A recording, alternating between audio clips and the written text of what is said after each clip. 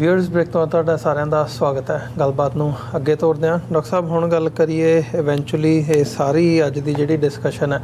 ਸਿਮਰਨਜੀਤ ਸਿੰਘ ਮਾਨ ਖਾਲਿਸਤਾਨ ਸੰਗਰੂਰ ਦੀ parliamentary seat ਤੋਂ ਉਹਨਾਂ ਦੀ ਜਿੱਤ ਅਤੇ ਇਹਦੇ 'ਤੇ ਭਾਰਤ ਦਾ ਮੀਡੀਆ ਆ ਜਿਹੜਾ ਉਹਨੇ ਜਿਵੇਂ ਰਿਐਕਟ ਕਰਨਾ ਸ਼ੁਰੂ ਕੀਤਾ। ਆਉਣ ਵਾਲੇ ਸਮੇਂ ਦੇ ਵਿੱਚ ਮੈਂ ਸਮਝਦਾ ਵੀ ਇਹ ਰਿਐਕਸ਼ਨ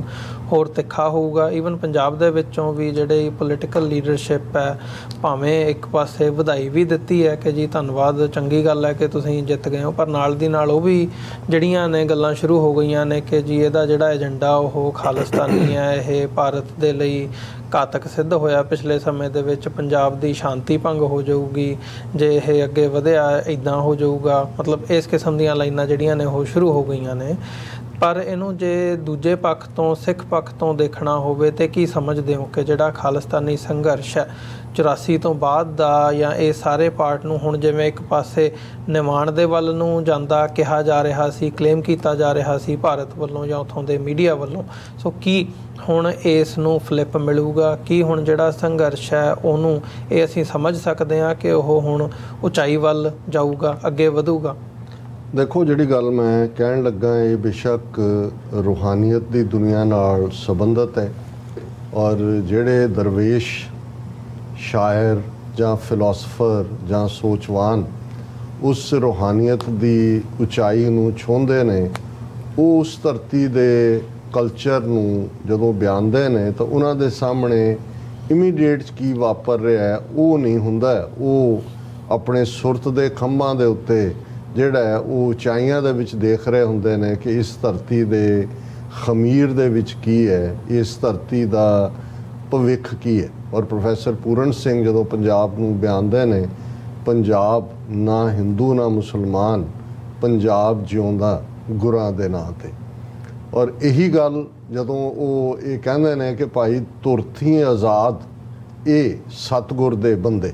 ਜੀ। ਹੁਣ ਇਹ ਜਿਹੜੀ ਤਰਬੀਅਤ ਹੈ, ਔਰ ਇਸ ਨੂੰ ਬੇਸ਼ੱਕ ਅਸੀਂ ਪੰਜਾਬ ਦੀ ਤਰਬੀਅਤ 'ਚ ਸਿੱਖ ਥਾਟ ਤੋਂ ਬਾਅਦ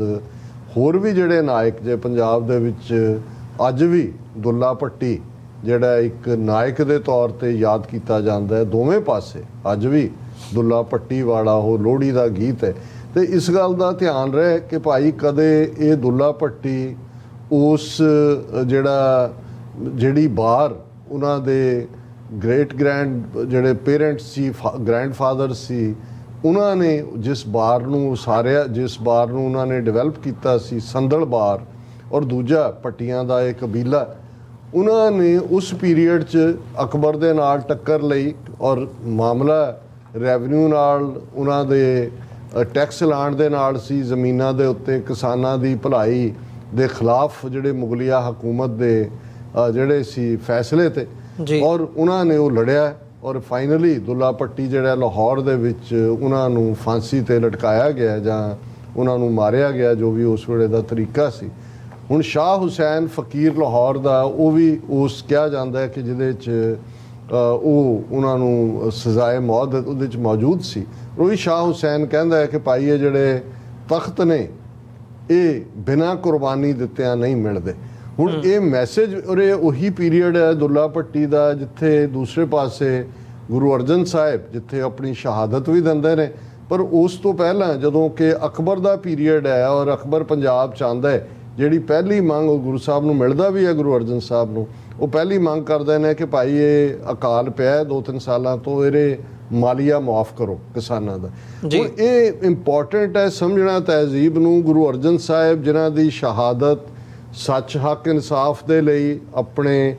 ਈਮਾਨ ਦੇ ਲਈ, ਉਸ ਦੇ ਨਾਲ ਨਾਲ ਜਿਹੜਾ ਦਾਇਰਾਕਾਰ ਜਦੋਂ ਜਹਾਂਗੀਰ ਨੂੰ ਇਹ ਫਿਕਰ ਹੈ ਕਿ ਭਾਈ ਇਹਨਾਂ ਦੇ ਨਾਲ ਭੋਲੇ ਭਾਲੇ ਮੁਸਲਮਾਨ ਵੀ ਜੁੜ ਰਹੇ ਨੇ, ਜਿਹੜਾ ਉਹਨੇ ਤੌਜ਼ਕੇ ਜਹਾਂਗੀਰੀ 'ਚ ਕਿਹਾ, ਤੇ ਇੱਧਰ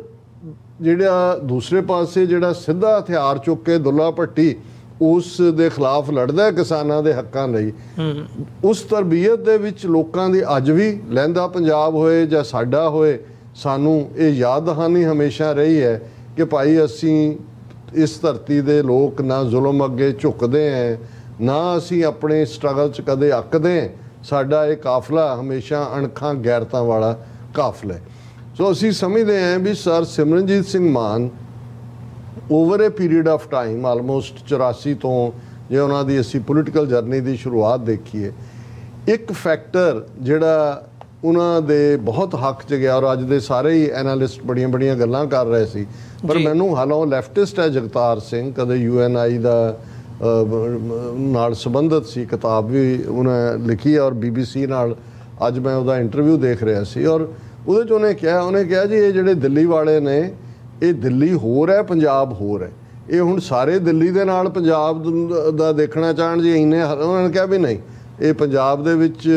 ਜਦੋਂ ਵੀ ਟੱਕਰ ਹੋਈ ਹੈ ਜਾਂ ਹੋਏਗੀ ਉਹ ਸਿੱਖ ਤਹਿਜ਼ੀਬ ਦੇ ਨਾਲ ਹੀ ਹੋਏਗੀ। ਉਹਨਾਂ ਨੇ ਕਿਹਾ ਜੀ ਕਿਸਾਨ ਮੋਰਚਾ ਉਹਦੇ ਬਿਹਾਈਂਡ ਸਪਿਰਿਟ ਸਿੱਖੀ ਦੀ ਸੀ, ਸਿੱਖ ਫਿਲਾਸਫੀ ਸੀ ਉਸ ਤੋਂ ਪਹਿਲਾਂ ਵੀ, ਔਰ ਅੱਜ ਵੀ ਜਦੋਂ ਇਹ ਹੁਣ ਇੱਕ ਹੋਰ ਕਿਸਮ ਦੇ ਨਾਲ ਪੰਜਾਬ ਨੂੰ ਦੱਬਣਾ ਚਾਹੁੰਦੇ ਨੇ, ਉਹਨਾਂ ਨੇ ਕਿਹਾ ਵੀ ਇਹ ਉਭਾਰ ਜਿਹੜਾ ਇਹਨੂੰ ਭਾਵੇਂ ਸੈਸੈਸ਼ਨ ਕਹਿਣ ਕਿ ਜੀ ਇਹ ਅਲਗਾਵਵਾਦੀ ਨੇ, ਪਰ ਇਹ ਖਲੋਏਗਾ ਸਿਮਰਨਜੀਤ ਸਿੰਘ ਮਾਨ, ਕਿਉਂਕਿ ਉਹ ਪੰਜਾਬ ਜਿਹੜਾ ਦਿੱਲੀ ਵਾਂਗ ਨਹੀਂ ਹੈ, ਜਿਹੜਾ ਭਾਰਤ ਨਾਲੋਂ ਵੱਖਰਾ ਹੈ, ਉਸ ਦੇ ਆਪਣੇ ਜਿਹੜੇ ਨੇ ਉਹਨਾਂ ਦੇ ਹਕੂਕ ਨੇ, ਔਰ ਉਹਨਾਂ ਦੀ ਮਾਨ ਸਾਹਿਬ ਤਰਜਮਾਨੀ ਕਰਦੇ ਨੇ, ਔਰ ਲੰਬਾ ਵਕਤ ਤੋਂ ਕਰਦੇ ਆਏ ਨੇ। ਲੋਕਾਂ ਨੇ ਕਿਹਾ ਵੀ ਨਹੀਂ ਸਾਡੀ ਆਵਾਜ਼ ਇਹੀ ਹੈ। ਸੋ ਇਹ ਜਿਹੜਾ ਮੈਂ ਸਮਝਦਾ ਹਾਂ ਵੀ ਗੱਲ ਕਰ ਲਈ ਇੱਕ, ਔਰ ਜਦੋਂ ਤੁਸੀਂ ਇੱਕ ਸਾਰੇ ਨੂੰ ਇੱਕ ਵਾਰ ਨੇਗੇਟ ਕਰਦੇ ਹੋ ਫਿਰ ਤੁਸੀਂ ਵਾਪਸ ਆਉਂਦੇ ਹੋ, ਉਹਦਾ ਮਤਲਬ ਇਹ ਹੁੰਦਾ ਵੀ ਤੁਸੀਂ ਦੂਸਰਿਆਂ 'ਚੋਂ ਦੇਖ ਲਿਆ ਵੀ ਕੁਛ ਨਹੀਂ ਨਿਕਲਣਾ। ਹੁਣ ਜਦੋਂ ਅਸੀਂ ਵਾਰ-ਵਾਰ ਇਹ ਕਹਿੰਦੇ ਹਾਂ ਕਿ ਖਾਲਿਸਤਾਨ ਦੀ ਕਾਇਮੀ ਤੋਂ ਬਿਨਾਂ ਸਿੱਖਾਂ ਦਾ ਕੋਈ ਮਸਲਾ ਹੱਲ ਨਹੀਂ ਹੋਣਾ ਜੀ, ਇਹ ਗੱਲ ਤਾਂ 47 ਦੇ ਵਿੱਚ ਹੀ ਸਰ ਕਪੂਰ ਸਿੰਘ ਔਰ ਦੂਸਰਿਆਂ ਨੂੰ ਸਮਝ ਆ ਗਈ ਸੀ। ਲੇਕਿਨ ਇੱਕ ਤਬਕਾ ਉਹ ਸੀ ਜਿਹੜਾ ਕਹਿੰਦਾ ਸੀ ਵੀ ਨਹੀਂ ਵਿਦਨ ਸਿਸਟਮ ਅਸੀਂ ਦੇਖ ਲੈਂਦੇ, ਉਹਨਾਂ ਨੂੰ ਸਮਝ ਆ ਗਈ ਜਦੋਂ ਕਨਸਟੀਟਿਊਸ਼ਨ 'ਚ ਆਰਟੀਕਲ 25(20) ਦੇ ਥੱਲੇ ਸਿੱਖਾਂ ਨੂੰ ਹਿੰਦੂ ਬਣਾ ਦਿੱਤਾ ਉਹਨਾਂ ਨੇ ਬਹੁਤੀਆਂ ਜਾਨੀਆਂ ਦੇ ਨਾਲ ਹੀ ਜੀ। ਇੱਕ ਤਬਕੇ ਨੂੰ ਫਿਰ ਵੀ ਲੱਗਾ ਵੀ ਚਲੋ ਕੋਈ ਨਹੀਂ ਹੈ, ਦੇਖਦੇ ਹਾਂ ਕਿ ਭਾਈ ਸ਼ਾਇਦ ਸਾਨੂੰ ਸਾਡੇ ਹੱਕ ਮਿਲ ਜਾਣ। ਜੂਨ 84 ਤੱਕ ਪਹੁੰਚਦੇ ਅਨੰਦਪੁਰ ਦਾ ਮਤਾ ਇਹੀ ਸੀ ਕਿ ਵੀ ਤੁਸੀਂ ਆਟੋਨਮੀ ਵਿਦਨ ਜਿਹੜਾ ਹੈ ਉਹ ਤੁਹਾਨੂੰ ਹੋਏ। ਜਦੋਂ ਟੈਂਕਾਂ ਤੋਪਾਂ ਨਾਲ ਹਮਲਾ ਹੋਇਆ, ਸੰਤ ਪਿੰਡਾਂ ਵਾਲਿਆਂ ਦੇ ਬੋਲ ਪੁਗਾਉਂਦੇ ਆ, ਬਹੁਤਿਆਂ ਨੂੰ ਸਮਝ ਆ ਗਈ ਕਿ ਭਾਈ ਖਾਲਿਸਤਾਨ ਦੀ ਨੀਂਹ ਰੱਖੀ ਗਈ ਹੈ, ਹੁਣ ਇਹਦੇ ਤੇ ਅਸੀਂ ਤਾਮੀਰ ਕਰਨਾ ਹੈ ਇਹਨੂੰ। ਆਰਮਡ ਸਟਰਗਲ ਤੋਂ ਬਾਅਦ ਇੱਕ ਤਬਕਾ ਐਸਾ ਸਿੱਖਾਂ 'ਚ ਆਇਆ, ਉਹ ਕਹਿੰਦੇ ਜੀ ਦੇਖੋ ਇਹ ਜੇ ਸਟਰਗਲ ਪੀਸਫੁਲ ਰਹੇ ਤੇ ਹਕੂਮਤ ਨੂੰ ਦਬਾਉਣ ਦਾ ਮੌਕਾ ਨਹੀਂ ਮਿਲਦਾ, ਅਸੀਂ ਪੀਸਫੁਲੀ ਕਿਉਂ ਨਹੀਂ ਸੀ ਕਰ ਸਕਦੇ। ਹੁਣ ਕਿਸਾਨ ਮੂਵਮੈਂਟ ਪੀਸਫੁਲ ਦੇ ਤੌਰ ਦੇ ਉੱਤੇ ਉਭਰੀ, ਪਰ ਉਹਨੂੰ ਵੀ ਕਿਵੇਂ ਦਹਿਸ਼ਤਗਰਦੀ ਦੇ ਖਾਤੇ 'ਚ ਪਾਇਆ ਗਿਆ, ਕਿਵੇਂ 26 ਜਨਵਰੀ ਨੂੰ ਇੱਕ ਜੈਨੂਇਨ ਜਿਹੜਾ ਜੈਸਚਰ ਸੀ ਕਿ ਭਾਈ ਲਾਲ ਕਿਲੇ ਦੇ ਉੱਤੇ ਕੇਸਰੀ ਨਿਸ਼ਾਨ ਝੂਲਦਾ, ਕੋਈ ਲਾਇਆ ਨਹੀਂ ਗਿਆ ਕਿਸੇ ਦਾ, ਉਹਨੂੰ ਕਿਵੇਂ ਦੇਸ਼ ਧਰੋਹ ਬਣਾਇਆ ਗਿਆ। ਇਸ ਨੇ ਇੱਕ ਹੋਰ ਤਬਕੇ ਨੂੰ, ਯੰਗਸਟਰਸ ਨੂੰ ਵੀ ਇਹ ਦਿੱਤਾ ਕਿ ਵੀ ਇਹ ਤਾਂ ਵਾਕਿਆ ਹੀ ਕੋਈ ਗੱਲ ਜਿਹੜੀ ਲੌਜਿਕ ਤੇ ਜਾਂ ਜਿਹੜੀ ਸਾਡੇ ਹੱਕ ਨੇ ਉਹਨਾਂ ਨੂੰ ਮੰਨਣ ਲਈ ਤਿਆਰ ਨਹੀਂ ਨੇ। ਫਿਰ ਅਸੀਂ ਦੇਖਦੇ ਹਾਂ ਵੀ ਪੰਜਾਬ ਦੇ ਵਿੱਚ ਜਿਹੜਾ ਲੋਕਾਂ 'ਚ ਇਹ ਤਾਂ ਆਇਆ ਵੀ ਇਹ ਸਾਰੇ ਰਗੜ ਦਿਓ ਕਾਂਗਰਸ ਅਕਾਲੀ ਇਹ ਉਹ, ਜਿਹਨਾਂ ਨੇ ਸ਼ਾਇਦ ਇਹਨਾਂ 'ਚੋਂ, ਹਾਲਾਂ ਮੈਂ ਸਮਝਦਾ ਵੀ ਇਹ ਬਹੁਤ ਵੱਡਾ ਇਹਦੇ 'ਚੋਂ ਕਿਸਾਨ ਲੀਡਰਸ਼ਿਪ ਦੀ ਗਦਾਰੀ ਹੈ ਜਿਹਨੇ ਲੋਕਾਂ ਨੂੰ ਉਸ ਪਾਸੇ ਵੱਲ ਤੋਰਿਆ। ਲੇਕਿਨ 3 ਮਹੀਨੇ ਦੇ ਵਿੱਚ ਇਹ ਗੱਲ ਸਾਹਮਣੇ ਆ ਗਈ ਕਿ ਭਾਈ ਇਹਨਾਂ ਦਾ ਇਹ ਤਾਂ ਅਲਟੀਮੇਟਲੀ ਏਜੰਸੀਆਂ ਦਾ